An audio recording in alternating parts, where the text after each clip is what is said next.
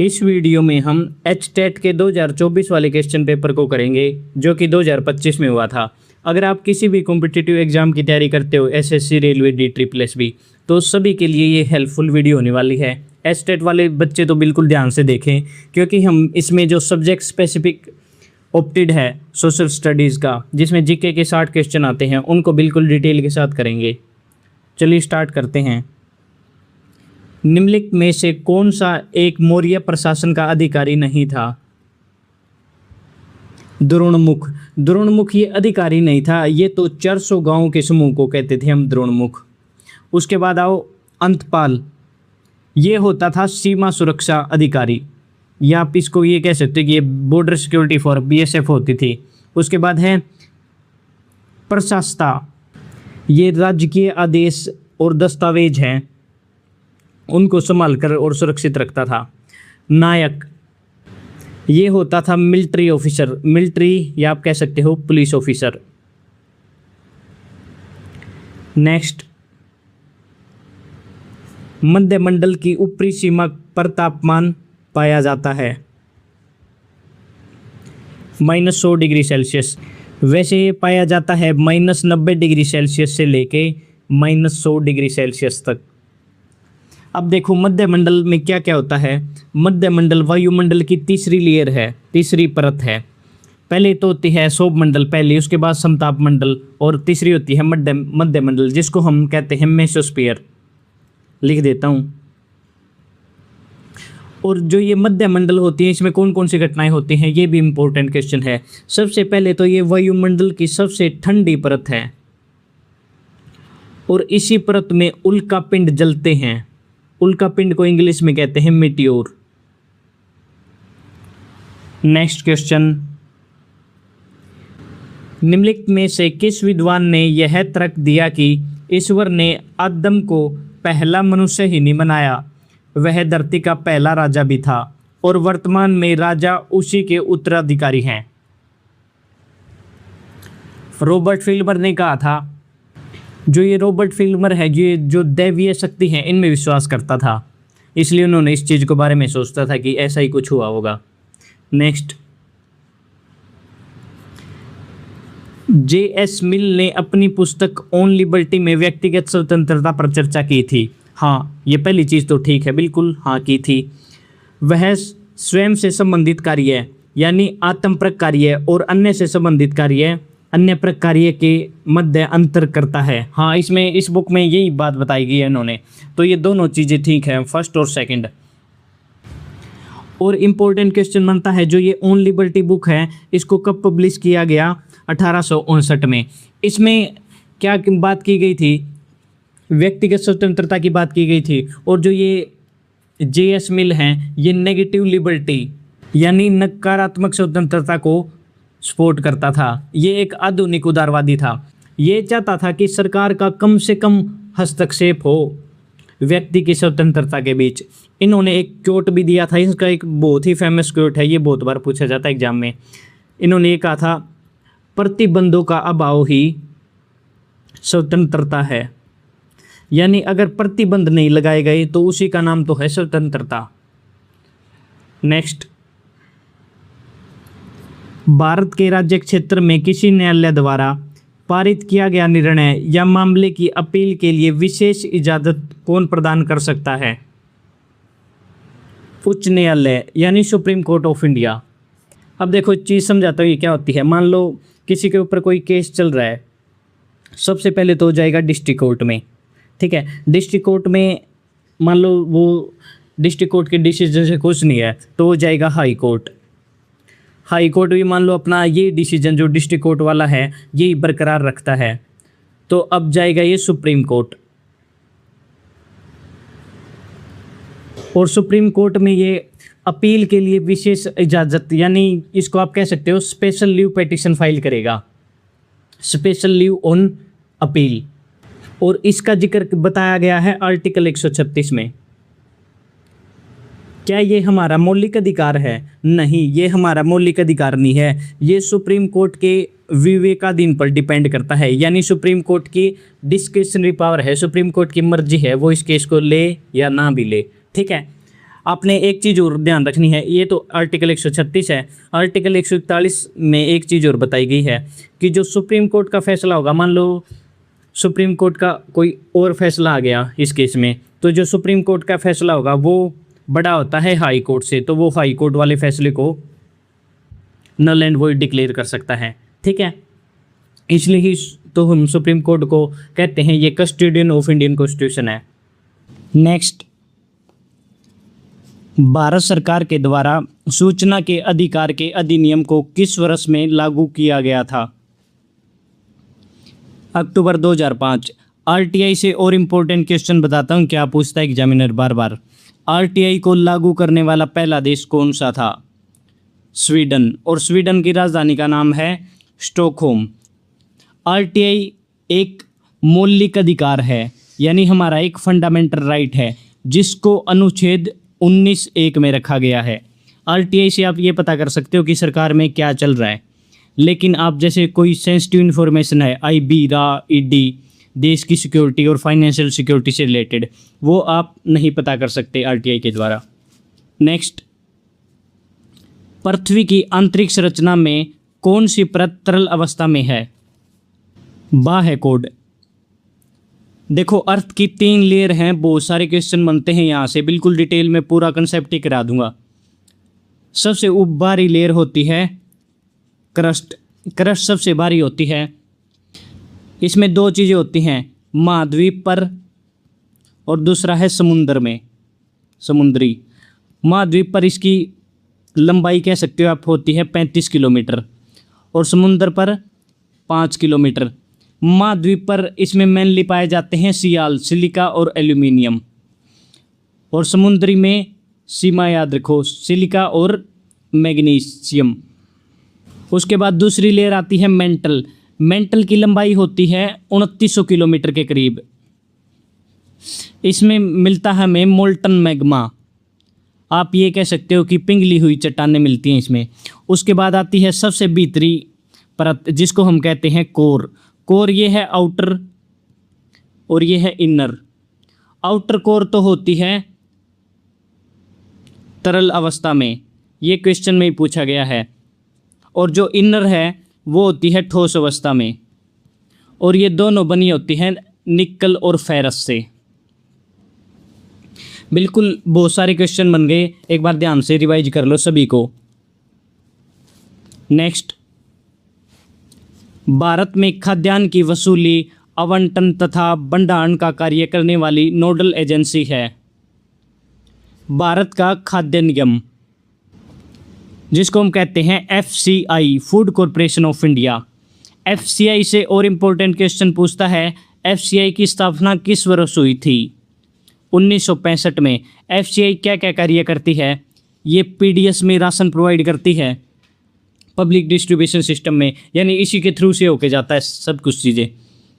और एफसीआई का काम है एमएसपी पे, यानी मिनिमम सपोर्ट प्राइस से किसानों से ये ग्रेन लेती है, गेहूँ चावल, और सरकार के द्वारा एक बफर स्टॉक बनाया जाता है। बफर स्टॉक से मतलब है जब भी कोई इमरजेंसी हो तब हम इस बफर स्टॉक से अनाज को निकालेंगे और जिसको भी ज़रूरत है उसको उचित रेट पे प्रोवाइड करेंगे, ताकि सभी जनता को उचित दाम पर आपातकाल के दौरान चीज़ें प्राप्त हो सके। नेक्स्ट, संघात्मक शासन व्यवस्था में शक्तियों का वितरण होता है, यानी डिस्ट्रीब्यूशन ऑफ पावर होता है। देखो 2 एग्जाम्पल देता हूँ, बिल्कुल अच्छे से समझ में आ जाएगा। एक तो है इंडिया, दूसरा है यूएसए। इंडिया में क्या है? इंडिया में है अर्ध संघात्मक, या आप ये भी कह सकते हो इंडिया में यूनिटरी और फेडरल दोनों सिस्टम, दोनों प्रणाली हैं। इसमें क्या होता है, सेंटर के पास ज़्यादा पावर हैं लेकिन स्टेट के पास भी कुछ पावरें हैं, लेकिन कभी भी इमरजेंसी लग गई तो सारी पावर सेंटर के पास चली जाती हैं। और हमारे यहाँ पे सिंगल सिटीजनशिप का कंसेप्ट है, आप सिर्फ हमारे देश के नागरिक हो, किसी राज्य के नहीं, और हमारा संविधान एक ही है जो पूरे देश पर लागू होता है। लेकिन यूएसए में क्या होता है, यूएसए में है संघात्मक प्रणाली, वहाँ पे होता है फेडरेशन ऑफ स्टेट, यानी फेडरल सिस्टम। इसमें क्या होता है, ड्यूअल सिटीजनशिप होती है और कानून भी अलग अलग होते हैं। वैसे हमारे पास भी हैं कुछ ऐसी चीज़ें जो स्टेट लिस्ट, कॉन्करेंट लिस्ट और यूनियन लिस्ट में आती हैं, लेकिन इसमें जो शक्तियों का वितरण है यूएसए वाले में अच्छे से किया जाता है, लेकिन इसमें हमारे पास सेंट्रल गवर्नमेंट के पास ज़्यादा पावर रहती है। नेक्स्ट, निम्नलिखित में से कौन सी शब्दावली नोजिक के न्याय सिद्धांत से संबंधित है?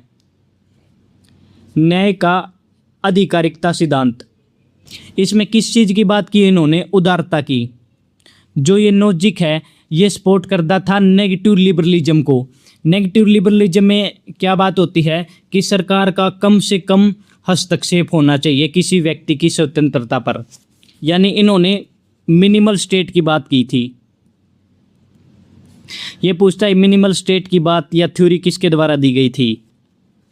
नेक्स्ट, सल्तनत काल के दौरान बरीद ए मुमालिक था गुप्तचर विभाग का मुख्य अधिकारी। देखो, बरीद का मतलब होता है डाकिया या संदेशवाहक।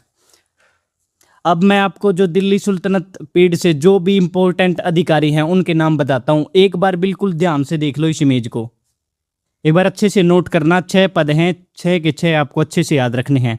सबसे पहला है आरिज ए मुमालिक।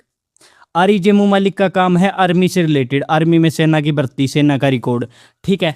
बरीद ए मुमालिक, ये तो एग्जाम में पूछा ही गया है ये क्वेश्चन में। गुप्तचर विभाग का मुख्य अधिकारी, ये खबर पहुंचाता था सुल्तान को, जासूसों का संचालन करता था। और उसके बाद है दीवान ए वजारत। दीवान का संबंध है धन से, कर से, खजाने का प्रबंध करना, बजट तैयार करना। उसके बाद है घुड़सवार सेना का निरीक्षण। इसमें बच्चे कंफ्यूज होते हैं, इसके लिए कोई अलग पद नहीं था, ये आरिज ए मुमालिक के अंडर ही आता था। उसके बाद 5वां पद है काजी अल कुजात। इसका है संबंध न्याय से, ये न्याय देने वाला अधिकारी को कहते थे, काजी अल कुजात। और छठा है सदर उस सुदर। ये है, सदर का मतलब होता है धर्म, धार्मिक कार्यों से जुड़ा अधिकारी क्या कहलाता है? सदर उस सुदर। अब आपको बिल्कुल एक बार ध्यान से देखो, रट लो। चलिए अब नेक्स्ट क्वेश्चन की तरफ चलते हैं। 1 मिनट इसको इरेज कर दे।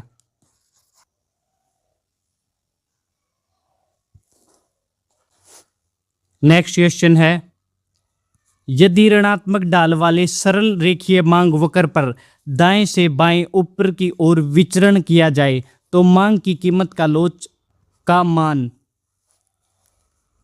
बढ़ता है।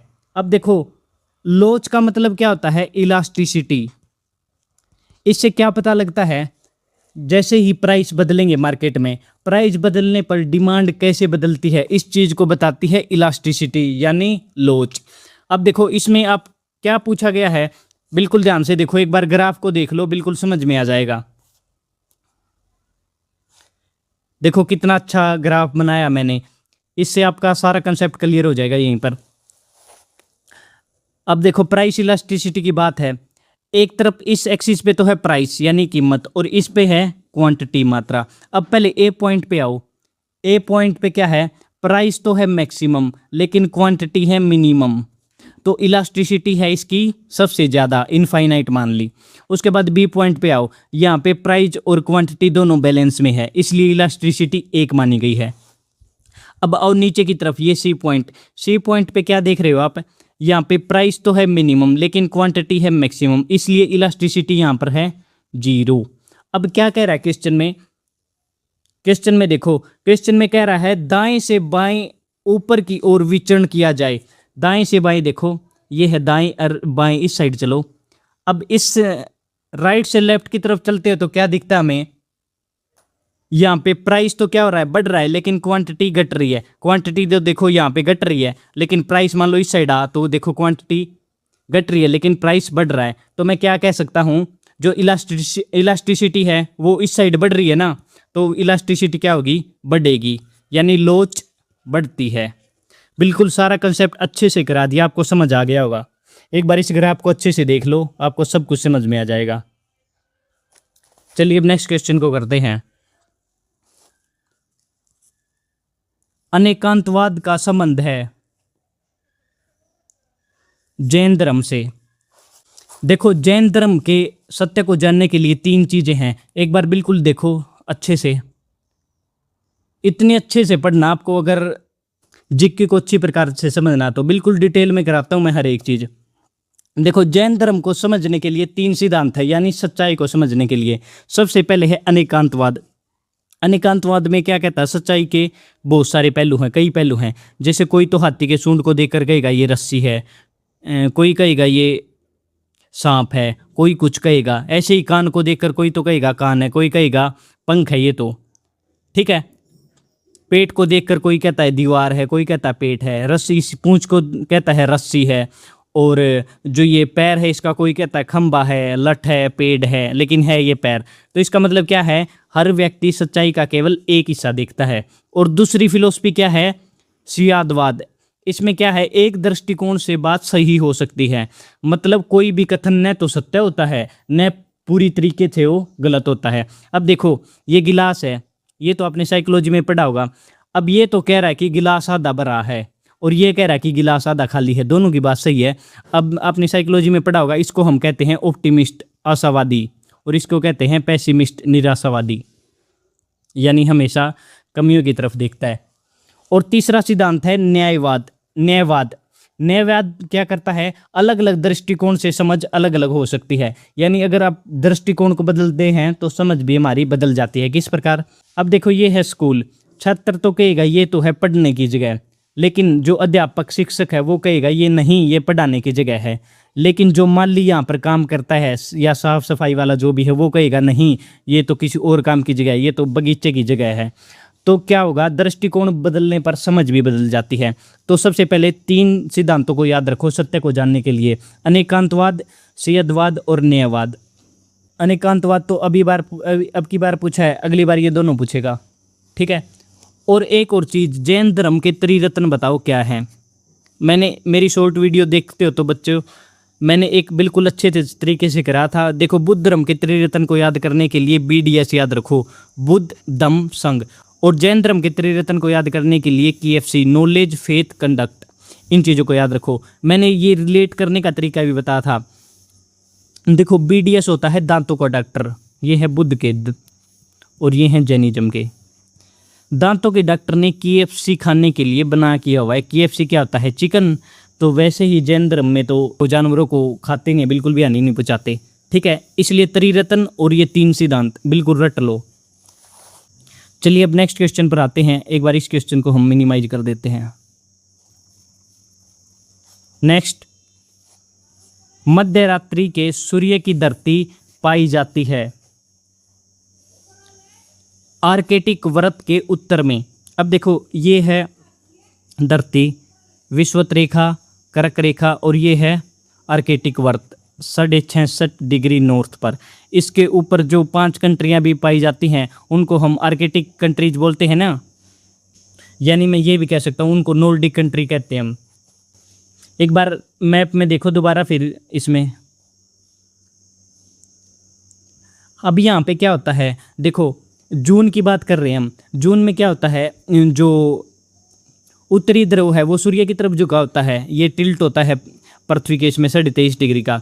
तो जैसे ही सूर्य की किरणें जून में यानी जो उत्तरी ध्रुव है वो सूर्य की तरफ झुका होगा, तो जो ये इलाका है, ये इलाका जो मैंने बता दिया आर्कटिक वृत्त वाला, तो ये सूरज की तरफ पूरी तरीके से झुका होगा इस प्रकार।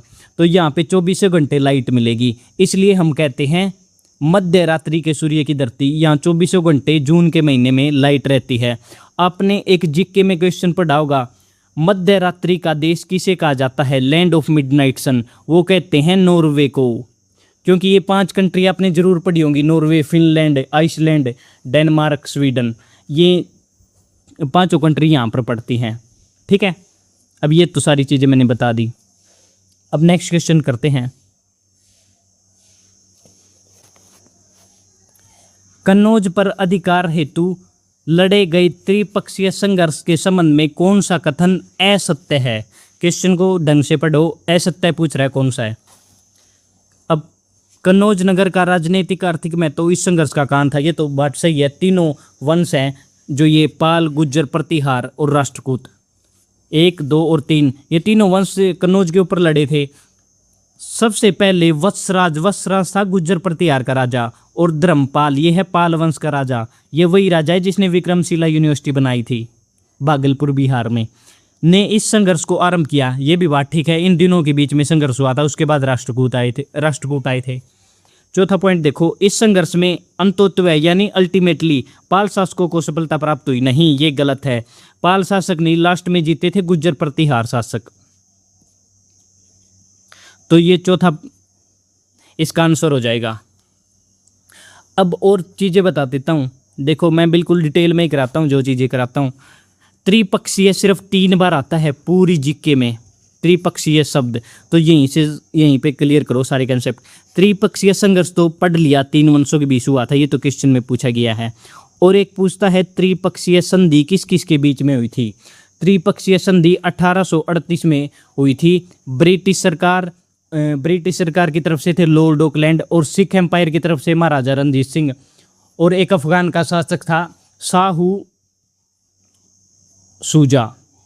ये तीनों एक तरफ थे, और उन्होंने किसके खिलाफ की थी ये संधि। इन्होंने तीनों ने मिलकर ये चाहते थे कि जो अफगान का राजा है दोस्त मोहम्मद खान, ये इसको अफगान की गद्दी से उखाड़ के फेंकना चाहते थे ये तीनों मिलकर, और जो शाहू शुजा है इसको यहाँ पर अफगान की गद्दी में बैठाना चाहते थे, क्योंकि अफगान एक स्ट्रेटेजिक पॉइंट से बहुत ही ज़रूरी जगह है।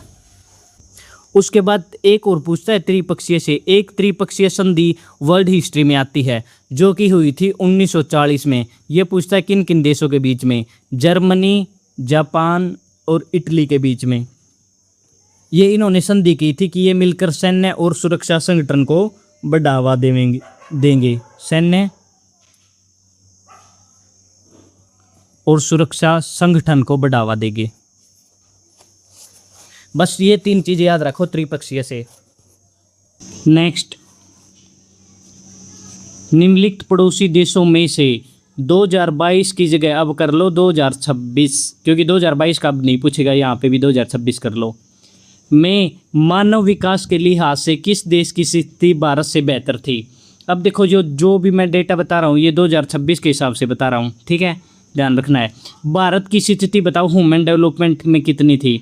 सबसे पहले तो भारत की पता होना चाहिए, भारत की थी 130, बांग्लादेश की भी 130 रैंक थी, श्रीलंका की थी 89, नेपाल की 145 और पाकिस्तान की 168।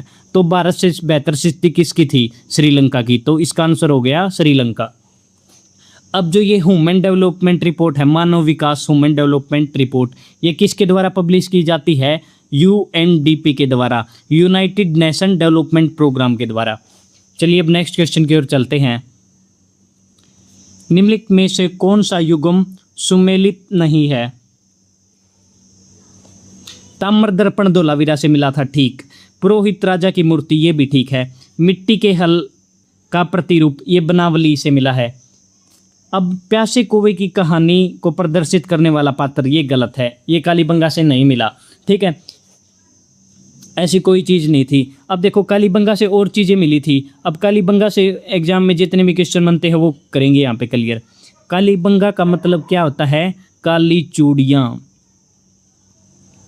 और ये कालीबंगा जगह किस नदी के किनारे पर है, गग्गर नदी के किनारे पर है, ये राजस्थान में है ये जगह। और इसकी खोज 1951 में अमलानंद घोष के द्वारा की गई थी। सारे इंपॉर्टेंट क्वेश्चन है। अब ये पूछता कि यहाँ से क्या क्या चीज़ें मिली।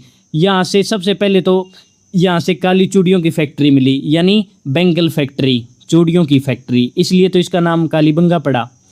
और सबसे इम्पोर्टेंट, दुनिया का सबसे पुराना जोता हुआ खेत कहाँ पर मिला है, ये बहुत बार पूछा जाता है। ये भी मिला है कालीबंगा में। अग्निकुंड यानी फायर एल्टर यहाँ पर मिले हैं। और ऊंट की हड्डी, ये सारी चीज़ें कालीबंगा से मिली हैं।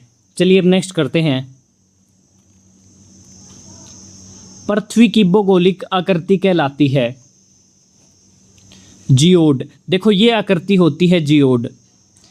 ये पूरी तरह ना तो गोलाकार है, ना वृत्ताकार है, ना नॉर्मल। जियोड में क्या शेप होती है, ये देखो, ये है इक्वेटर विषुवत रेखा, और ये पोल। ध्रुवों से तो ये क्या है, चपटी है। और जो विषुवत रेखा है इक्वेटर से ये उभरी हुई है। इसी आकृति को हम कहते हैं जियोड। जियोड का मतलब होता है अर्थ लाइक शेप। और क्वेश्चन बताता हूं, इसका ध्यान रखो, अर्थ की एग्जाम में बहुत बार पूछता है रेडियस कितनी है, त्रिज्या कितनी होती है। ये होती है 6371 किलोमीटर, यानी आप 6400 किलोमीटर भी आ जाता है कई बार। और अर्थ की परिधि सरकमफेरेंस कितनी है, वो है लगभग 40,000 किलोमीटर।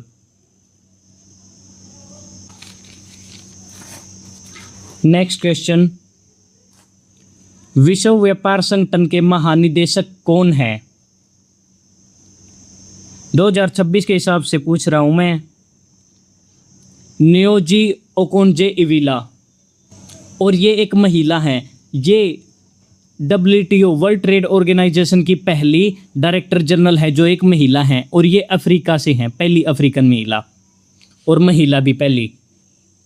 उसके बाद WTO से, वर्ल्ड ट्रेड ऑर्गेनाइजेशन से और भी बहुत क्वेश्चन बनते हैं। वर्ल्ड ट्रेड ऑर्गेनाइजेशन की स्थापना कब हुई? 1995 में, और इसका हेड क्वार्टर मोस्ट इम्पोर्टेंट जो कि है जिनेवा स्विट्जरलैंड में। WTO का काम क्या है? ये इंटरनेशनल ट्रेड को गवर्न करता है, इससे रिलेटेड लॉ बनाता है। और WTA से पूछता है कि इसका पहले का नाम क्या होता था। इसके पहले नाम होता था गेट, जिसका मतलब है journal agreement on trade and tariffs. Next, निम्नलिखित में से कौन सी विशेषता या विशेषताएं मथुरा कला के संबंध में सत्य हैं? मूर्तियों का निर्माण लाल बलुआ पत्थर से हुआ है, ये भी बात ठीक है। इस शैली में बौद्ध, बोधिसत्व, जैन, हिंदू यानी तीनों धर्मों की मूर्तियां बनी हैं, ये भी ठीक है। और कंकाली टीला मथुरा में है, जो इसमें भारी संख्या से जैन मूर्तियां मिली हैं, तीनों बात ठीक है। तो ऑप्शन हो गया फोर्थ ABC। अब देखो, जो ये मथुरा कला है, मौर्य काल में कला के 3 सेंटर होते थे। मौर्य काल में गांधार, मथुरा और अमरावती। गांधार तो किससे प्रभावित था? यूनानी और रोमन से, यानी इंडो ग्रीक, इनमें टच मिलता था इनकी मूर्तियों में। और मथुरा और अमरावती ये टोटल भारतीय थी, भारतीय शैलियों में मूर्ति बनती थी, ये किसी से प्रभावित नहीं थी। और मथुरा से तो पूछा ही है, इसमें क्या क्या चीज़ें मिलती थी। ये तीनों पॉइंट यहाँ पे क्लियर हो गई। और पूछता है कि ये कला है, इनका संरक्षण किस वंश ने किया था? इस कला का संरक्षण यानी पैट्रोनाइज सबसे ज़्यादा किया था कुषाण वंश ने। कुषाण वंश की भी बात करूं तो उसमें एक बहुत ही फेमस राजा हुए हैं कनिष्क, उनके द्वारा किया गया था। नेक्स्ट, यदि मांग फलन PQ = C, जहां C स्थिर है, तो इस मांग फलन के संदर्भ में निम्न में से कौन सा कथन सही है? अब देखो, इसको समझने के लिए पहले आपको कंसेप्ट समझना होगा, ये है क्या चीज़। पहले एक बार कंसेप्ट को ध्यान से देखो, बिल्कुल अच्छे से समझ में आ जाएगा। फिर एक मिनट, हाँ अब देखो P × Q होता है C के बराबर। P क्या होता है? प्राइस यानी कीमत, Q क्वांटिटी मात्रा, जो C के इक्वल है। C यहाँ पे खर्च लगा लो, खर्च है, ये खर्च यानी एक्सपेंडिचर, ये है कांस्टेंट, इसको हमने सेम रखना है, ये कह रहा है। तो इसके बारे में कौन कौन सी चीज़ें सही हैं? सबसे पहले, इस मांग वक्र की आकृति आयताकार अति प्रबल्य की भांति होगी, हाँ ये तो बात ठीक है। अब देखो, P × Q = C है। अब मान लो मैंने 1 किलो आम ले लिए, वो 100 रुपये किलो हैं, तो आम लिए हैं मैंने, प्राइस है 100 रुपये किलो, क्वांटिटी 1 kg, तो टोटल कितना होया? 100। ये 100 हमारे पास सिर्फ 100 ही रुपये हैं, ये कांस्टेंट है। उसके बाद अगर 50 रुपये किलो आम है तो 2 किलो आम आएंगे तो भी 100 रुपये के होंगे, ठीक है। तो मैं क्या देख रहा हूँ, जैसे जैसे ही प्राइस घट रहा है वैसे वैसे ही क्वांटिटी बढ़ रही है, यानी इनके बीच में नेगेटिव रिलेशन है, ठीक है। अब देखो दूसरा पॉइंट क्या कह रहा है, इस मांग वक्र के सभी बिंदुओं पर E का मान -1 होगा, हाँ ये भी बात ठीक है, क्योंकि E का मतलब यहाँ पे है प्राइस डिमांड ऑफ इलास्टिसिटी, यानी ये रिलेशन दिखाता है पी और क्यू के बीच में, यानी पी बढ़ेगा तो क्यू घटेगा और पी घटेगा तो क्यू बढ़ेगा। ये भी बात ठीक है। तीसरे पे आओ, इस मांग वक्र के सभी बिंदुओं पर कुल व्यय स्थिर रहेगा। हाँ, कुल व्यय ये कांस्टेंट है क्योंकि पी इंटू क्यू सी के बराबर है। सभी में गुणा करके देखो पी और क्यू की, 100 इसमें भी 100, 25 चौका 100, 20 पंजे 100 और 10 गुणा 10 ये भी 100, तो ये भी बराबर है। और इस मांग वक्र के सभी बिंदुओं पर पी और क्यू का गुणा स्थिर होगा। ये तो मतलब यही बात कह दी, P into Q is equal to C. तो ये चारों चीज़ें सही हैं, चार ऑप्शन ठीक हैं। तो इसका क्या उत्तर होगा? 1 2 3 4 सभी सही है। आपको समझ में आ गया होगा, एक बार और दोबारा देख लो ये ग्राफ। नेक्स्ट, निम्नलिखित में से कौन सा युग्म सुमेलित नहीं है? राजाधिराज, ये इन्होंने उपाधि धारण की थी विजय राजेंद्र की, ये ठीक है। राजेंद्र चोल वन, इसने सुगडम तिरवत की उपाधि नहीं धारण की थी, ये हो गया गलत। महेंद्र वर्मन फर्स्ट मतविलास, ये भी ठीक है। और नरसिंह वर्मन फर्स्ट ने वातापी कोंड की उपाधि धारण की थी, ये भी ठीक है। राजेंद्र चोल ने उपाधि धारण की थी गंगा कोंड की। गंगोकोंड का मतलब होता है कि गंगा पर विजय प्राप्त करने वाला। ये वो चोल राजा था जिसने दक्षिण भारत से अभियान शुरू किया था और उत्तर भारत पर विजय प्राप्त करने के लिए इन्होंने गंगा पर विजय प्राप्त की थी, क्योंकि उत्तर में है ना गंगा, इसलिए इनको हम गंगाई कोंडा या गंगोकोंड का कहते हैं। ठीक है। उसके बाद एक चीज और ध्यान रखो, जो ये राजेंद्र चोल है इसी का बेटा था राजाधिराज।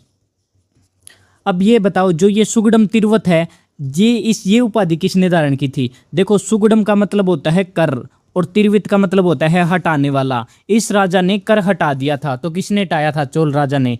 इसका नाम है कुलोतुंग चोल फर्स्ट। ये सभी चीजें हो गई यहां पर। चलिए अब नेक्स्ट करते हैं। भारत में खाद्य सुरक्षा अधिनियम कब लागू हुआ था? 2013 में। देखो, खाद्य सुरक्षा नियम यानी नेशनल फूड सिक्योरिटी, इसको हम खाद्य सुरक्षा नियम का दूसरा नाम है राइट टू फूड एक्ट। और एनएफसी के अंडर ही जो स्टेट फूड कमीशन है, इसी की स्थापना हुई थी। और इसमें क्या होता है, इसमें जैसे लोगों को सस्ता अनाज दिया जाता है, 75% तो ग्रामीण लोगों को और 25% शहरी लोगों को सब्सिडाइज रेट पर यानी कम दाम पर अनाज, गेहूं, चावल दिए जाते हैं। जैसे आपने भी देखा होगा 5 रुपए किलो, 2 रुपए किलो, इस हिसाब से दिए जाते हैं। ये उसी अधिनियम के अंतर्गत आते हैं। नेक्स्ट, निम्नलिखित में से कौन सा विद्वान राजनीतिक सिद्धांत के पुनरुत्थान से संबंधित नहीं है? एल्फर्ट कोबो। ये देखो ये ऊपर वाले 3 हैं, माइकल ओसाट, जॉन रोल्स और यूर्गेन हैबरमास। इन तीनों का संबंध राजनीतिक सिद्धांत के पुनरुत्थान से है। अब देखो, जैसे जैसे 20वीं शताब्दी आगे बढ़ रही थी, तो 20वीं शताब्दी के मध्य में क्या हुआ था, जो व्यवहारवाद के कारण जो राजनीतिक सिद्धांत है, राजनीतिक सिद्धांत में जैसे स्वतंत्रता, अपने अधिकार, समानता, इन चीज़ों में कमी आ गई थी। तो इन चीज़ों को दोबारा से पुनर्जीवित करने के लिए बहुत सारे राजनीतिक विद्वान आए थे, इन्होंने प्रयास किया था। ठीक है। जो एल्फर्ट कोबे हैं, ये तो एक हिस्टोरियन थे, फ्रेंच हिस्टोरियन थे। इन्होंने फ्रेंच रेवोल्यूशन के बारे में बहुत अच्छे से बताया था। उसके बाद जॉन रोल्स सबसे जरूरी हैं। जॉन रोल्स को हम कहते हैं राजनीतिक सिद्धांत के पुनरुत्थान के जनक, यानी फादर ऑफ पॉलिटिकल रिसर्जेंस। इनकी एक बुक जो कि 1971 में पब्लिश हुई थी, जिसका नाम है थ्योरी ऑफ जस्टिस, हिंदी में है कहते हैं न्याय का सिद्धांत। ये याद रखनी है आपने। नेक्स्ट, निम्नलिखित में से कौन सा एक आंतरिक ज्वालामुखी भू आकृति नहीं है? काल्डेरा। देखो, ज्वालामुखी के द्वारा अलग अलग आकृतियां बनाई जाती हैं, अंदर की तरफ और बाहर की तरफ। देखो, ये हो गया ज्वालामुखी। ज्वालामुखी में आंतरिक और बाहरी अंदर की तरफ बनती हैं 5 आकृतियां और बाहर की तरफ 3। अंदर की तरफ 5 बनती हैं, देखो 3 तो यही है अंदर की तरफ, बैकोलिथ, डाइक्सील, और एक होती है लेखोलिथ और फैकोलिथ। और जो बाहर की तरफ बनती हैं ये होती हैं वेंट, वेंट से बड़ी क्रेटर, और क्रेटर से बड़ी काल्डेरा। वेंट में छोटा मुंह होता है, और उसके बाद क्रेटर में थोड़ा बड़ा, और काल्डेरा में तो बहुत ही बड़ा होता है, सबसे बड़ा। ठीक है, बाहर की तरफ। नेक्स्ट,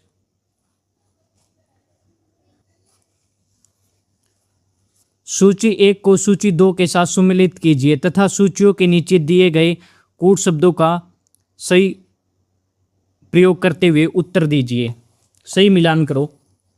समानता का अधिकार, राइट टू इक्वलिटी, आर्टिकल 1 14 से 18 के बीच में है।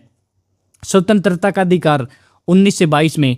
संस्कृति और शिक्षा संबंधी अधिकार आर्टिकल 29 से 30, और संवैधानिक उपचारों का अधिकार आर्टिकल 32 में, जिसको हम heart and soul of Indian constitution भी कहते हैं। तो इसका क्या ऑप्शन हो गया? पहले का तीसरा, यही हो गया। ठीक है, नेक्स्ट, निम्नलिखित में से कौन से सुमेलित नहीं है? ए है विषुवव यानी इक्विनोक्स। इक्विनोक्स केवल, ये वर्ड पे नोटिस करो, केवल नहीं होगा। यहाँ पे 21 मार्च और 22 सितंबर एंड 22 सितंबर, इन दोनों दिनों को इक्विनोक्स होता है, यानी दिन और रात बराबर होते हैं, और ये उत्तरी और दक्षिणी गोलार्ध दोनों में होते हैं। ग्रीष्म अयनात यानी समर सोलिस्टाइस, ये 21 जून को होता है। ठीक है, शीत अयनात 22 दिसंबर को होता है। ये किसकी बात कर रहे हैं? नॉर्थन हेमिस्फीयर की, उत्तरी गोलार्ध की। तो इसमें कौन सा सुमेलित नहीं है? ए नहीं है। अगर ए में एंड 22 सितंबर दे देता तो ठीक रहता, या केवल नहीं देना था यहाँ पर। ठीक है, तो केवल ए, ऑप्शन नंबर 4 ठीक है। चलिए अब 118वें क्वेश्चन को करते हैं। भारतीय संविधान के किस अनुच्छेद में दंड विधेयकों के संबंध में विशेष प्रक्रिया का उल्लेख है? अनुच्छेद 109 में। देखो, अनुच्छेद 108 से 112 तक कराऊंगा, क्या क्या चीजें हैं उनमें। 109 का पढ़ लिया। 108 में क्या दे रखा है? इसमें दे रखा है जॉइंट सीटिंग के बारे में। राज्यसभा और लोकसभा के बीच में मान लो कोई मतभेद हो जाए, डेडलॉक की सिचुएशन आ जाए, तो राष्ट्रपति जॉइंट सीटिंग बुलाएगा, और उनकी अध्यक्षता कौन करेगा? लोकसभा का स्पीकर बुलाएगा तो राष्ट्रपति, लेकिन अध्यक्षता कौन करेगा? स्पीकर। ये चीज ध्यान रखनी है। उसके बाद आर्टिकल 9 पढ़ लिया। आर्टिकल 110, अनुच्छेद 110 में है मनी बिल के बारे में। यह कौन बताएगा कि कोई बिल मनी बिल है या नहीं? यह बताता है स्पीकर ऑफ लोकसभा। और मनी बिल को हम ओनली लोकसभा में ही इंट्रोड्यूस कर सकते हैं। उसके बाद ये राज्यसभा के पास जाएगा। राज्यसभा के पास होगा सिर्फ 14 दिनों का समय। 14 दिनों तक इनको ये पास करना ही होगा। ये सुझाव दे सकते हैं इस पर, मनी बिल पर, लेकिन ये इसको रिजेक्ट नहीं कर सकते। ये ध्यान रखना है, न ही इसको पुनर्विचार के लिए वापस लोकसभा में भेज सकते। हाँ, क्या एक बात और बताओ, क्या आर्टिकल 108 के तहत मनी बिल पर ज्वाइंट सीटिंग बिठाई जा सकती है? नहीं, नहीं बिठाई जा सकती, क्योंकि इसकी तो पूरी पावर मनी बिल की तो लोकसभा के पास होती हैं। अनुच्छेद 111 में राष्ट्रपति की पावर के बारे में बताया गया कि बिल की किस प्रकार स्वीकृति की जाती है। आर्टिकल 112 है बजट से रिलेटेड। एक चीज को ध्यान रखो, हमारे संविधान में बजट नाम का कोई शब्द नहीं है। बजट की जगह पे है एनुअल फाइनेंशियल स्टेटमेंट, जिसको हिंदी में कहते हैं वार्षिक वित्तीय विवरण। नेक्स्ट, 2023 की जगह कर लो 2025। 2026 क्यों नहीं करवाया आपने सर? ये पूछ रहे होगे बच्चे। नहीं, 2026 का तो हंगर इंडेक्स अभी पब्लिश ही नहीं हुआ। अक्टूबर में पब्लिश होता है ये हंगर इंडेक्स। 2025 का याद रखो, ये पूछ सकता है एग्जामिनर। 2025 के ग्लोबल हंगर इंडेक्स में 125 देशों में से, अब की बार थे टोटल 123 देश में से भारत का कितना स्थान था? भारत का 102वां स्थान था 123 देशों में से। और ग्लोबल हंगर से मुझे एक चीज और याद आई, वर्ल्ड हंगर डे। ये कब मनाया जाता है? 28 मई को। 2026 में इसकी थीम बताओ क्या है? इसकी थीम है the end of hunger is in our hands, यानी भूखमरी को समाप्त करना हमारे हाथों में है। और एक स्टेट में बहुत बार पूछता है सस्टेनेबल डेवलपमेंट गोल, टोटल है 17। इसमें जो दूसरा गोल है ना, वो किसके बारे में है? जीरो हंगर के बारे में, यानी जो हंगर है उसको भगाओ और फूड सिक्योरिटी को अचीव करो।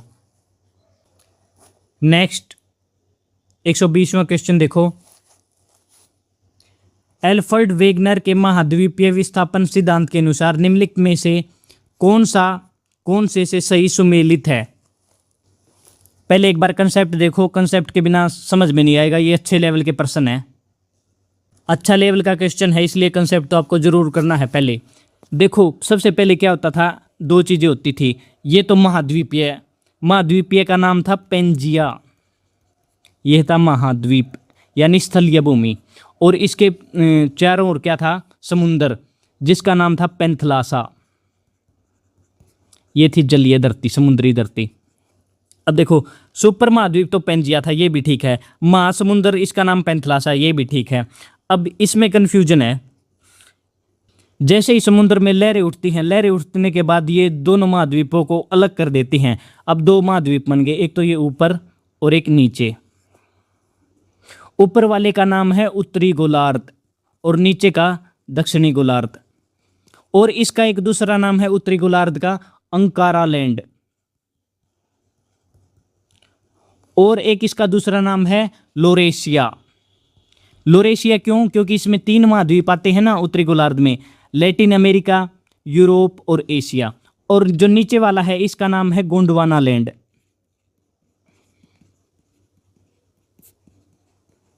इसमें भी 3 महाद्वीप आते हैं, अफ्रीका, साउथ अमेरिका और ऑस्ट्रेलिया। वैसे टोटल महाद्वीप 7 हैं, अंटार्कटिका नीचे है। ठीक है, तो ये कह रहा है कि सी ऑप्शन दक्षिणी महाद्वीप भूखंड को लोरेशिया कहते हैं, गलत। दक्षिणी महाद्वीप भूखंड को तो हम गोंडवाना नाम से जानते हैं, लोरेशिया तो उत्तरी गोलार्ध यानी अंकारा लैंड को कहते हैं। ठीक है, तो पहले दोनों ठीक हैं, पहले दोनों ठीक, ए और बी। नेक्स्ट 21वां क्वेश्चन है, उष्णकटिबंधीय शुष्क सदाबहार वन पाए जाते हैं कोरमंडल तट पर। और ये कोरमंडल तट कहाँ पर है? तमिलनाडु और आंध्र प्रदेश की जो तटीय रेखा है उसी को हम कोरमंडल तट कहते हैं। और जो ये उष्णकटिबंधीय शुष्क सदाबहार वन है, ये वहाँ पर होते हैं जहाँ पर बारिश लगभग 100 सेंटीमीटर के करीब होती है, और ये भारत के सिर्फ 1% वन हैं। इन वनों के उदाहरण हैं जामुन, नीम, इमली, ताड़, ये इस प्रकार के वन यहाँ पर पाए जाते हैं। और एक और चीज़ों को नोट करो, भारत में सबसे ज़्यादा वन कौन से पाए जाते हैं? वो पाए जाते हैं ट्रॉपिकल डेसिडियस वन, यानी उष्णकटिबंधीय पर्णपाती वन। इन्हीं वनों का दूसरा नाम है मानसून फॉरेस्ट। ये भारत के लगभग 60 से 65% वन इसी प्रकार के पाए जाते हैं। भारत में सबसे ज़्यादा वन किस राज्य में पाए जाते हैं? मध्य प्रदेश में। लेकिन भारत में सबसे ज़्यादा परसेंटेज वन ये मिजोरम में पाए जाते हैं। इसमें बच्चे कंफ्यूज होते हैं, बहुत बार ये क्वेश्चन को गलत कर देते हैं। परसेंटेज वन में मिजोरम ध्यान रखना है। नेक्स्ट, भारत की कृषि के बारे में निम्न कथनों को पढ़िए और नीचे दिए गए कूटों का उपयोग करते हुए सही उत्तर चुनिए। आर्थिक सर्वेक्षण 2023-24 को काट दो। अब मैं जो डेटा बताऊंगा वो 2025 और 26 के अनुसार ही बताऊंगा, क्योंकि यही पूछ सकता है एग्जाम में। यहाँ पर भी काट दो, ठीक है। अब देखो, बिल्कुल नोट कर लो, 2025-26 के इकोनॉमिक सर्वे के हिसाब से कृषि क्षेत्र करीब भारत की 40% जनता को रोजगार या आजीविका प्रदान करता है, और भारत का कृषि क्षेत्र जीडीपी में 16% हिस्सा रखता है। अब ये डेटा चेंज हो गया, ये याद रखना है। उसके बाद और पिछले 5 वर्षों में इसमें वृद्धि हुई है। 2025-26 के सेंसस के अनुसार 4.4%। चौथा ऑप्शन देखो, भारतीय कृषि की उत्पादकता विश्व में सर्वाधिक है? नहीं, भारत की नहीं है। भारत से तो ज़्यादा कृषि उत्पादन में चीन है। वैसे देखो हम किसी को नहीं कह सकते, क्योंकि अलग अलग फसलों की बात करते हैं तो हम बता सकते हैं चावल कहाँ पे होते हैं, गेहूँ कहाँ पे होते हैं, लेकिन ओवरऑल चीन ही है। भारत में सबसे ज़्यादा होती हैं दालें, दूध, मसाले, ये भारत में नंबर 1 इनमें है। ठीक है, तो आपको ये डेटा याद रखना है। नेक्स्ट, आसियान अक्षेत्रीय मंच की स्थापना कब की गई? 1994। अब इसमें आपको कंफ्यूज नहीं होना है आसियान से। आसियान की स्थापना तो हुई थी 1967 में, ये हुई थी बैंकॉक, जो कि है थाईलैंड की राजधानी। और इसमें जब इसकी स्थापना हुई तो 5 मेंबर थे। इन 5 मेंबर को एग्जामिनर बहुत बार पूछता है एचटेट जैसे एग्जामों में। ये 5 मेंबर थे थाईलैंड, सिंगापुर, इंडोनेशिया, मलेशिया और फिलीपींस। और फिलहाल टोटल हैं 11 मेंबर्स। क्या भारत इसका मेंबर है? नहीं, भारत इसका मेंबर नहीं है। और एशियान की फुल फॉर्म भी पूछता है, क्या है? Association of south east Asian nation. Next, राज्य निर्वाचन आयुक्त की नियुक्ति कौन करता है? संबंधित राज्य के राज्यपाल। और ये राज्य निर्वाचन आयुक्त यानी स्टेट इलेक्शन कमिश्नर का जिक्र आर्टिकल 243 के में किया गया है। और एक होता है चीफ इलेक्शन कमिश्नर, इसका जिक्र आर्टिकल 324 में है और इसकी अपॉइंटमेंट प्रेसिडेंट के द्वारा की जाती है। और इसका कार्यकाल होता है 6 वर्ष या 65 वर्ष की आयु, जो भी इसमें पहले हो जाए। उसके बाद चीफ इलेक्शन कमीशन से क्वेश्चन बनता है, भारत का पहला चीफ इलेक्शन कमिश्नर कौन था? सुकुमार सेन। जो पहले इलेक्शन हुए थे इंडिया में 1951-52 में, तब इन्हीं का कार्यकाल था।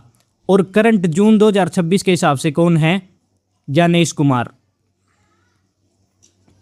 और उसके बाद चीफ इलेक्शन कमीशन की स्थापना कब हुई थी, यह भी पूछता है। 25 जनवरी 1950 को।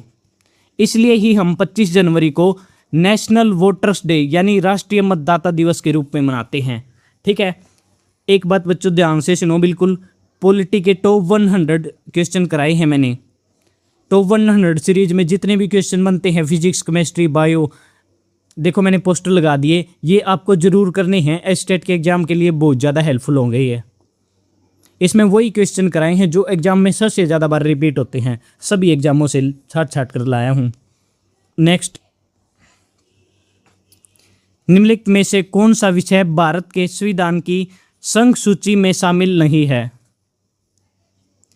कृषि। देखो परमाणु, बैंकिंग और वायुमार्ग ये हैं संघ सूची में, लेकिन जो कृषि है ये है राज्य सूची में। आपको पता होगा जो भारत का संविधान का 7वां सूची है, 7वां शेड्यूल है, उसमें डिस्ट्रीब्यूशन ऑफ पावर का जिक्र किया गया है कि स्टेट के पास कौन सी पावर होंगी, सेंटर के पास कौन सी और दोनों के पास कौन सी। तो अलग अलग विषय हैं। संघ के पास टोटल 100 विषय हैं जिन पर कानून बना सकते हैं वो। राज्य के पास हैं 61 और समवर्ती सूची यानी कॉन्करेंट लिस्ट, इसमें है 52 विषय। नेक्स्ट, निम्नलिखित में से कौन सा भारत का गोंडवाना काल का कोयला क्षेत्र नहीं है? निचाहोम।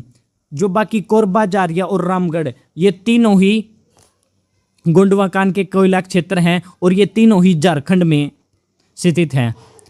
भारत का सबसे बड़ा कोयला क्षेत्र कौन सा है? उसका आंसर होगा जारिया। अब नेक्स्ट क्वेश्चन को करते हैं। निम्नलिखित में से कौन सी पर्वत श्रृंखला लघु हिमालय यानी मध्य हिमालय से संबंधित नहीं है? जांस्कर। हिमालय की सभी रेंजों को बता देता हूं। हिमालय की टोटल 4 रेंज हैं, 4 पर्वत श्रृंखला हैं। सबसे ऊपर है ट्रांस हिमालय। ट्रांस हिमालय में 3 रेंज हैं, काराकोरम, लद्दाख और उसके नीचे है जांस्कर। उसके बाद आते हैं ग्रेट हिमालयाज। ग्रेट हिमालयाज की कोई भी रेंज नहीं है। उसके नीचे आते हैं लेसर और मिडल हिमालयाज। उसमें ये 3 रेंज हैं जो ये दे रखी, धौलाधर, पीर पंजाल और महाभारत। और उसके नीचे आती है आउटर हिमालय, जिसको हम कहते हैं शिवालिक की पहाड़ियाँ, शिवालिक रेंज। नेक्स्ट, मांडवी, जुआरी तथा राचौल भारत के किस राज्य में प्रवाहित होने वाली नदियां हैं? गोवा। अगर ये पूछे तो गोवा की सबसे बड़ी नदी कौन सी है, तो उसका उत्तर होगा जुआरी। उसके बाद आओ छत्तीसगढ़ पर। छत्तीसगढ़ की सबसे बड़ी नदी है महानदी, केरल की पेरियार और महाराष्ट्र की है गोदावरी। वैसे बहुत सारी हैं लेकिन सबसे बड़ी बता रहा हूं मैं आपको। नेक्स्ट, निम्नलिखित घटनाओं को कालक्रम के अनुसार व्यवस्थित कीजिए। पुणे समझौता हुआ था 1932 में महात्मा गांधी जी के बीच और डॉक्टर भीमराव अंबेडकर जी के बीच। अहमदाबाद मिल स्ट्राइक 1918 में यह गांधी जी की पहली भूख हड़ताल आंदोलन था। रोल टेक्स सत्याग्रह 1919 में हुआ था और इसके बाद ही जो 13 अप्रैल 1919 को जलियांवाला बाग हत्याकांड हुआ था। जलियांवाला बाग हत्याकांड के ऊपर मैंने शॉर्ट वीडियो बना रखी है, उसमें सारे क्वेश्चन करा रखे हैं, ठीक है, वो अब यहाँ पे नहीं समझाऊंगा। गांधी इरविन समझौता हुआ था 1931 में। तो इनको करो अरेंज, बी सी, उसके बाद 1931 32, BCDA, तो फोर्थ ऑप्शन हो गया। नेक्स्ट, निम्नलिखित में से कौन सा दक्षिण भारत का प्रमुख चाय उत्पादक राज्य नहीं है? गोवा। देखो, भारत में सबसे ज़्यादा चाय होती है नॉर्थ ईस्टर्न स्टेट, उत्तरी पूर्वी राज्य में। सबसे ज़्यादा होती है असम में। असम को हम टी गार्डन ऑफ इंडिया के नाम से जानते हैं। और दूसरे नंबर पे होती है वेस्ट बंगाल में। ये फर्स्ट वाली तो सारी दुनिया को पता है, लेकिन बच्चे अगर सेकंड वालों को पूछ लेना तो इसमें कंफ्यूज होते हैं। और बताता हूँ किस में बच्चे कंफ्यूज होते हैं। ये पूछता है टी बोर्ड का हेडक्वार्टर कहाँ पर है, वो है कोलकाता में। बच्चे क्या दिमाग लगाएंगे, असम में मिलेगा, क्योंकि असम में चाय सबसे ज़्यादा होती है, लेकिन है कोलकाता में टी बोर्ड हेडक्वार्टर। उसके बाद चाय से क्वेश्चन पूछता है चाय का साइंटिफिक नाम, बहुत जरूरी है, कैमेलिया सिनेंसिस। चाय के लिए सबसे अच्छी मिट्टी कौन सी है? Laterite soil. और इसके लिए क्लाइमेट होना चाहिए हॉट एंड ह्यूमिड। चाय को भारत में ब्रिटिश ने इंट्रोड्यूस किया था। और दुनिया में सबसे ज़्यादा चाय होती है चाइना में, चाइना के बाद इंडिया में। और इंडिया में मैंने बता दिया सबसे ज़्यादा असम में, असम के बाद वेस्ट बंगाल में। इसके ऊपर चाय के ऊपर भी मैंने शॉर्ट वीडियो बना रखी है, कॉफ़ी के ऊपर भी बना रखी है, हाथी के ऊपर भी बना रखी है। अलग अलग चीज़ों के ऊपर एक एक शॉर्ट वीडियो बहुत यूजफुल हैं, आप एक बार ज़रूर चेक करना। नेक्स्ट, निम्नलिखित में से कौन सा कथन विजयनगर की आयगार व्यवस्था के संबंध में सही नहीं है? इस व्यवस्था में ग्राम एक स्वतंत्र इकाई थी, ये तो बात ठीक है। प्रत्येक ग्राम के शासन हेतु 10 अधिकारियों को नियुक्त किया जाता था, गलत। प्रत्येक ग्राम में टोटल शासन के लिए होते थे 12 अधिकारी। तीसरा पॉइंट देखो, इन अधिकारियों को आयगार कहा जाता था, ये भी ठीक है। और आयगार अपने पदों को बेच भी सकते थे और गिरवी भी रख सकते थे। तो इसका ठीक उत्तर है सेकंड ऑप्शन। अब विजयनगर एम्पायर से और क्वेश्चन बता देता हूँ। विजयनगर एम्पायर की स्थापना 1336 में हरिहर एंड बुक्का के द्वारा की गई थी। और विजयनगर एम्पायर की राजधानी होती थी हम्पी, जो है तुंगभद्रा नदी के किनारे पर। नेक्स्ट, निम्नलिखित में से कौन सा युग्म सही सुमेलित नहीं है? ये तो बुक से आपको याद ही करनी है। जेफरी चांसर कैंटरबरी टेल्स, ये ठीक है। लियोन बतिस्ता अल्बर्टी के द्वारा on the liberty of man book, ये नहीं लिखी गई थी, ये गलत है। On the dignity of man, ये बुक तो पिको डेला मिल्डोला के द्वारा लिखी गई थी। उसके बाद लोरेंजेवाला के द्वारा ऑन प्लेजर और बाल्थासियर क्रिस्टानियो के द्वारा द बुक ऑफ कोल्टियर लिखी गई थी। ये तो बुक याद करनी है, जितनी याद हो उतना अच्छा आपके लिए। नेक्स्ट, सूर्यास्त कानून किस भू राजस्व व्यवस्था से जुड़ा था? स्थायी बंदोबस्त व्यवस्था से। और इसी का दूसरा नाम था इस्तेमारी बंदोबस्त, और एक और नाम था जमींदारी व्यवस्था। जो ये स्थायी बंदोबस्त व्यवस्था है, ये 1793 में लॉर्ड कॉर्नवालिस के द्वारा स्टार्ट की गई थी बंगाल, बिहार और उड़ीसा स्टेट में। इसमें क्या होता था, सूर्यास्त कानून में जो अंग्रेज लोग हैं वो जमींदार से कर लेते थे, और जमींदार किससे कर लेता था? गांव वालों से। तो जो ये सूर्यास्त कानून में अंग्रेज लोग जमींदार को एक डेट देते थे, उस डेट के दिन सूर्यास्त से पहले अगर कर नहीं जमा किया तो ये जमींदार को पकड़ते थे और ये कहते थे कि तुम्हारी जमींदारी हम और किसी को दे रहे हैं। तो ये जमींदार इन गांव वालों से किसी न किसी प्रकार कर निकलवाता था। नेक्स्ट, माना आपके प्राचार्य जानबूझकर आपको दंडित करते हैं। ये देखो पेडागोजी का क्वेश्चन है। आप उन्हें प्रसन्न रखने के लिए सर्वोत्तम उपाय करते हैं, परंतु वे आपके साथ दुश्मन की तरह व्यवहार करते हैं। इस स्थिति में आप क्या करेंगे? आप उन्हें हमेशा गाली देंगे? नहीं, इससे तो कोई सोल्यूशन निकलेगा ही नहीं। आप कुछ नहीं करेंगे, ये भी बात गलत है। आप हमेशा उनकी त्रुटियां निकालेंगे, ऐसे तो कुछ होता ही नहीं। आप उनकी गलत इच्छा के सामने झुकेंगे नहीं। यही आपने एग्जाम के लिए करना है, पढ़ते रहना है, हार से आगे झुकना नहीं है। ठीक है, ये अंडरस्टैंडिंग बेस्ड क्वेश्चन था। नेक्स्ट, निम्नलिखित में से कौन सा भारतीय राज्य बांग्लादेश के साथ अंतर्राष्ट्रीय सीमा साझा नहीं करता है? मणिपुर। देखो, बांग्लादेश के साथ 5 भारतीय राज्य बाउंड्री शेयर करते हैं। वे हैं असम, मिजोरम, मेघालय, वेस्ट बंगाल और त्रिपुरा। अगर मैं इंडिया के साथ लैंड बाउंड्री की बात करूं, इंडिया के साथ टोटल 7 देश लैंड बाउंड्री शेयर करते हैं। उसको याद करने के लिए आपको एक वर्ड बचपन में MBA याद रखना होगा। ये याद रख लो, बचपन में MBA किया। सबसे ज़्यादा बाउंड्री शेयर की जाती है बांग्लादेश के साथ 4096 किलोमीटर, और सबसे कम अफगानिस्तान के साथ 106 किलोमीटर। ये बाकी चीन, पाकिस्तान, नेपाल, म्यांमार, भूटान है। नेक्स्ट क्वेश्चन, अकबर के शासन की निम्नलिखित घटनाओं को कालक्रमानुसार व्यवस्थित कीजिए। इबादत खाने की स्थापना ये हुई थी 1575 में। देखो, इबादत का मतलब क्या होता है? पूजा, उपासना, आराधना, बंदगी। इसमें क्या होता था, जो विभिन्न धर्मों के विद्वान हैं अलग अलग चीज़ों पर डिबेट करते थे। ठीक है, और ये कहाँ पर की थी इबादत खाने की स्थापना? फतेहपुर सिकरी में।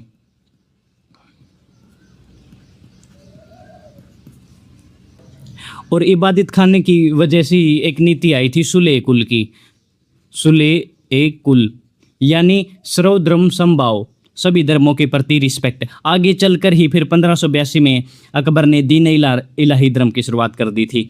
चलो अब देसाला प्रणाली पर आओ। इसकी शुरुआत राजा टोडरमल, जो कि अकबर के नवरत्नों में से एक और वित्त मंत्री थे, इन्होंने की थी 1580 में। और इसी का दूसरा नाम है जप्ती प्रणाली। इसमें भूमि को 4 हिस्सों में बांटा जाता था और पिछले 10 साल की औसत उपज के अनुसार उनसे कर लिया जाता था। मनसबदारी व्यवस्था का आरंभ हुआ था 1571 में। मनसब का मतलब होता है रैंक या पोजीशन, तो इसका आंसर हो गया CAB, यानी सेकंड ऑप्शन ठीक है। नेक्स्ट, 1969 में एशिया के लिए सामूहिक सुरक्षा व्यवस्था का सुझाव किसने दिया था? लियोनिड ब्रेजनेव के द्वारा, और ये थे USSR से।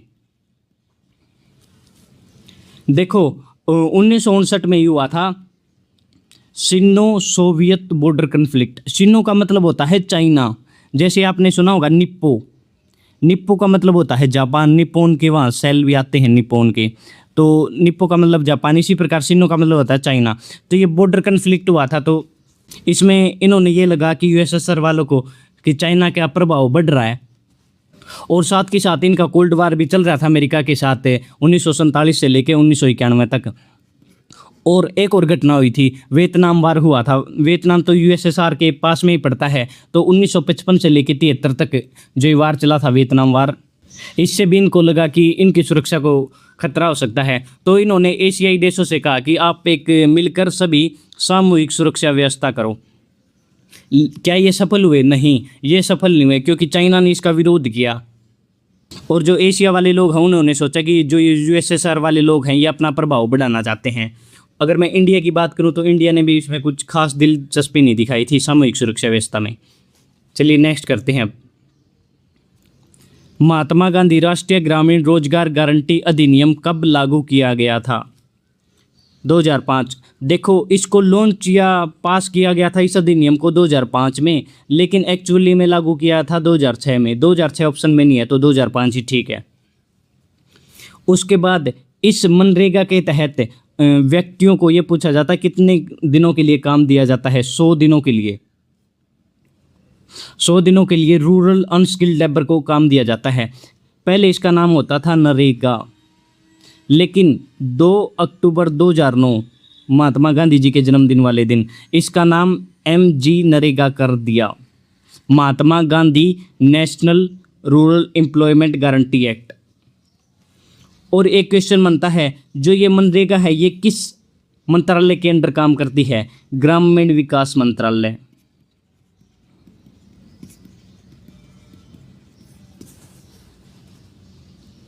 नेक्स्ट, किसी वर्ष में देश के अंदर तीनों क्षेत्रों में प्राइमरी, सेकेंडरी और टेरेस्ट्री सेक्टर से उत्पादन का योग कहलाता है GDP, यानी ग्रोस डोमेस्टिक प्रोडक्ट। और ये GDP इंडिया में किसके द्वारा कैलकुलेट की जाती है? नेशनल स्टैटिस्टिकल ऑफिस के द्वारा। मोस्ट इंपॉर्टेंट क्वेश्चन है ये। उसके बाद GDP ग्रोथ रेट बता देता हूँ। 2025-26 में भारत की GDP ग्रोथ रेट कितनी है? ये मोस्ट इंपॉर्टेंट क्वेश्चन बन सकता है। 7.7%, क्योंकि 2024-25 में थी 7.1%। आप कह सकते हो कि 0.7% का इजाफा हुआ है, वृद्धि हुई है। 2026 जून 2026 के हिसाब से भारत की GDP रैंक कितनी है? 6th है। एक बार 4th पे आ गई थी, लेकिन अब दोबारा 6th पे आ गई। और भारत की टोटल GDP है $4.15 ट्रिलियन। नेक्स्ट,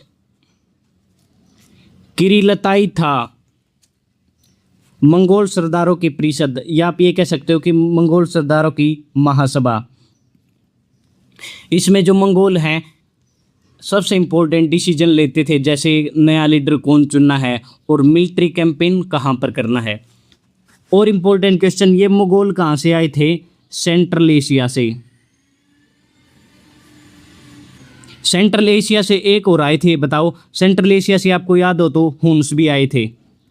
ये पूछता है एग्जाम में, हुन्स का इन्वेजन किस राजा के शासन में हुआ था?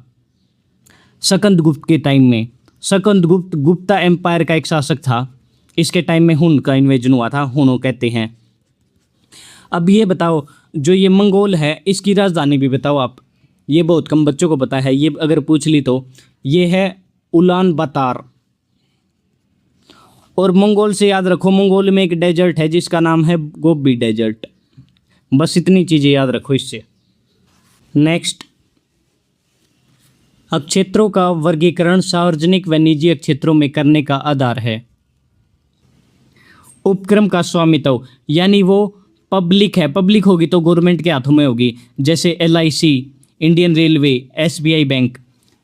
अगर प्राइवेट है तो किसी एक इंडिविजुअल के हाथों में होगी, वही उसका ओनर होगा। और इनका मुख्य काम है लाभ कमाना, जैसे टाटा, रिलायंस, इन्फोसिस। नेक्स्ट, निम्नलिखित कथनों पर विचार कीजिए एवं सही विकल्प का चुनाव कीजिए। 1949 में चीनी क्रांति के बाद भारत साम्यवादी सरकार को सबसे पहले मान्यता देने वाले देशों में शामिल था। हाँ, ये बात बिल्कुल ठीक है, भारत सरकार ने इसको मान्यता दे दी थी। दूसरे ऑप्शन पर आओ, अटल बिहारी वाजपेयी नेहरू के बाद चीन की यात्रा करने वाले पहले भारतीय प्रधानमंत्री थे।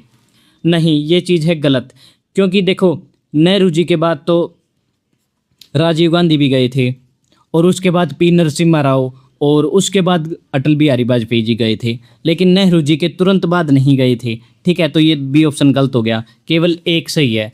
तो इसका आंसर हो जाएगा केवल एक सही है। नेक्स्ट, 1872 का अंतर्जातीय एवं विधवा पुनर्विवाह संबंधी अधिनियम जाना जाता है? ब्रह्मा विवाह अधिनियम। और इसी का नाम होता था विशेष विवाह अधिनियम। इस अधिनियम में सबसे मुख्य भूमिका थी केशव चंद्र सेन की, जो कि ब्रह्म समाज से थे। उसके बाद आओ विधवा पुनर्विवाह अधिनियम। ये 1856 में लागू किया था। उस टाइम होते थे लॉर्ड कैनिंग, और इसमें मुख्य रोल निभाया था ईश्वर चंद्र विद्यासागर ने। और एक चीज को ध्यान रखो, जो ये विशेष विवाह अधिनियम है 1872 वाला, इसी का नाम चेंज करके आज़ादी के बाद भारत सरकार ने इसका नाम रख दिया स्पेशल मैरिज एक्ट 1974। नेक्स्ट,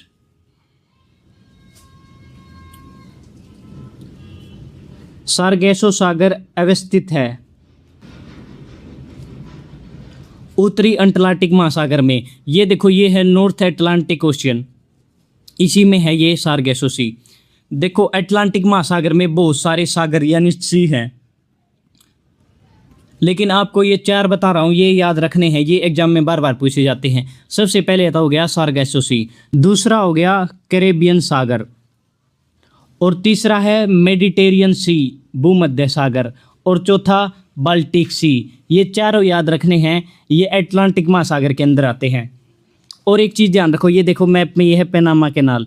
ये पूछता है ये किन चीज़ों को कनेक्ट करती है? ये पैसिफिक प्रशांत महासागर को अटलांटिक महासागर से जोड़ती है। नेक्स्ट,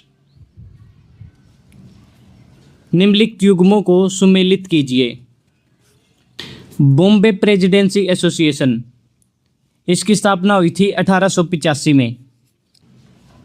द इंडियन एसोसिएशन, ये हुई थी 1876 में। पुनः सार्वजनिक सभा 1870 में, और द इंडियन लीग 1875 में। तो फर्स्ट का तो हो गया 4th, और सेकंड का हो गया 3rd, तो ये दूसरा ऑप्शन ठीक है इसका। नेक्स्ट, अब सिर्फ लास्ट के 5 क्वेश्चन बच गए हैं। यूरोपियन संघ का गठन किस संधि द्वारा हुआ? maastricht संधि, और ये हुई थी 1992 में, और इसके बाद 1993 में यूरोपियन यूनियन का गठन हुआ था। देखो, जो यूरोप में भी सेकेंड वर्ल्ड वार हुआ था, उसके बाद 1939 से लेके 45 तक वर्ल्ड वार खत्म होने के बाद यूरोप भी शांति चाहता था, और चाहता था इनके साथ भी कोई इकोनॉमिक कोऑपरेशन करे, ताकि मिलजुल कर अपने इकोनॉमी को आगे बढ़ाएं। इसलिए इन्होंने सभी देशों का संगठन बनाने की सोची। वैसे इन्होंने बहुत सारे संगठन बनाए, लेकिन वो बहुत छोटे छोटे संगठन होते थे। इसके बाद इन्होंने ऐसे ही लगे रहिए। 1992 में maastricht की संधि हुई, और 1993 में यूरोपियन यूनियन का गठन किया, ताकि ये यूरोप को आगे बढ़ा सकें। अब यूरोपियन यूनियन से क्वेश्चन पूछे जाते हैं। यूरोपियन यूनियन का हेडक्वार्टर कहाँ पर है? ब्रुसेल्स, जो है बेल्जियम की राजधानी, और इनकी करेंसी है यूरो। जून 2026 के हिसाब से करंट में यूरोपियन यूनियन में टोटल 27 मेंबर्स हैं। नेक्स्ट, पार्कलैंड या बुशवेल्ड शब्द किस जलवायु से संबंधित हैं? सवाना। और देखो, सवाना जो अफ्रीका के ट्रॉपिकल ग्रासलैंड हैं, उसको भी सवाना कहते हैं। ट्रॉपिकल ग्रासलैंड को हिंदी में कहते हैं उष्णकटिबंधीय घास के मैदान। और इसी ट्रॉपिकल ग्रासलैंड को कहा जाता है लैंड ऑफ बिग गेम्स। ये क्वेश्चन पूछा गया था।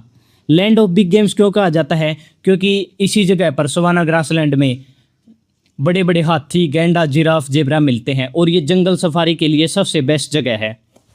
अब आपको बता देता हूँ पार्कलैंड और बुशलैंड जलवायु, इनमें क्या क्या फ़र्क है। एक बार ध्यान से देखो, बिल्कुल इमेज में देखो। पार्कलैंड तो वो है जहाँ पर बड़ी बड़ी घास होती हैं, बिल्कुल ऊंची ऊंची घास, एलिफेंट ग्रास बोलते हैं इसको। और इसमें पेड़, घासों के बीच पेड़ दिखाई देते हैं, ऐसा लगता है जैसे पार्क का दृश्य है कोई, ठीक है। और जो बुशवेल्ड है, इसमें छोटी छोटी झाड़ियाँ होती हैं और छोटे छोटे पेड़ होते हैं। ये दोनों ही सवाना अफ्रीका में पाए जाते हैं। नेक्स्ट, निम्नलिखित में से संयुक्त राष्ट्र के किस महासचिव को मरणोपरांत नोबेल शांति पुरस्कार से सम्मानित किया गया था? डेग हैमरशोल्ड।